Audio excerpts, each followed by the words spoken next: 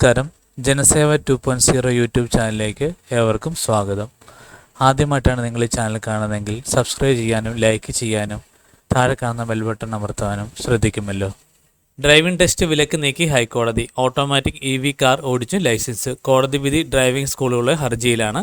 Driving ടെസ്റ്റിന് light motor വാഹന വിഭാഗത്തിൽ ഓട്ടോമാറ്റിക് ഗിയറുള്ള വാഹനങ്ങൾ, ഇലക്ട്രിക് വാഹനങ്ങൾ എന്നിവ ഉപയോഗിക്കുന്ന വ്യവസ്ഥ ഹൈക്കോടതി റദ്ദാക്കി.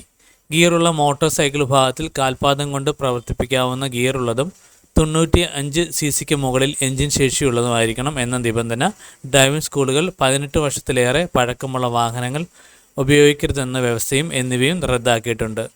ട്രാൻസ്പോർട്ട് കമ്മീഷണർ 2024 ഫെബ്രുവരി 21 പുറപ്പെടുവിച്ച സർക്കുലർ ചോദ്യം ചെയ്ത് ഡ്രൈവിംഗ് സ്കൂൾ ഉടമകളും ഡ്രൈവിംഗ് ലൈസൻസിന് അപേക്ഷ നൽകിയവരും ഉൾപ്പെടെ നൽകിയ ഹർജിയിലാണ് ജസ്റ്റിസ് N നാഗരേഷിൻ്റെ ഉത്തരവ്.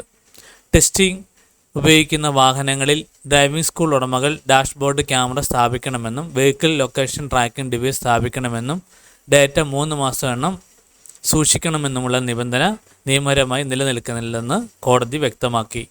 ഡ്രൈവിംഗ് സ്കൂളുകളുമായി ബന്ധപ്പെട്ട നിയമങ്ങളും ചട്ടങ്ങളും രൂപീകരിക്കാൻ കേന്ദ്ര സർക്കാരിനാണ് അധികാരമെന്നും സംസ്ഥാന സർക്കാരിനോ ട്രാൻസ്പോർട്ട് കമ്മീഷണർക്കോ അധികാരങ്ങൾ കവർന്നെടുക്കാനാവില്ലെന്നും കോടതി പറഞ്ഞു. ഹൈക്കോടതി ശരിവെച്ചത് മോട്ടോർ സൈക്കിൾ ലൈസൻസുള്ള റോഡ് ടെസ്റ്റ് വാഹന ഗതാഗതമുള്ള റോഡിലാകണം.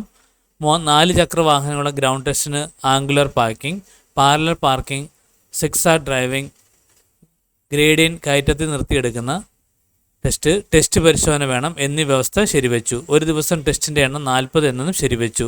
ഡ്രൈവിംഗ് സ്കൂൾ ഇൻസ്ട്രക്ടർമാരായി മോട്ടോർ മെക്കാനിക്കൽ എഞ്ചിനീയറിംഗ് യോഗ്യതയുള്ളവരെ പരിഗണിക്കണമെന്നും സർക്കുലറിൽ നിർദ്ദേശമുണ്ടായിരുന്നു. എന്നാൽ ഇവരെ മാത്രമേ നിയമിക്കാവൂ എന്ന് പറഞ്ഞിട്ടില്ല.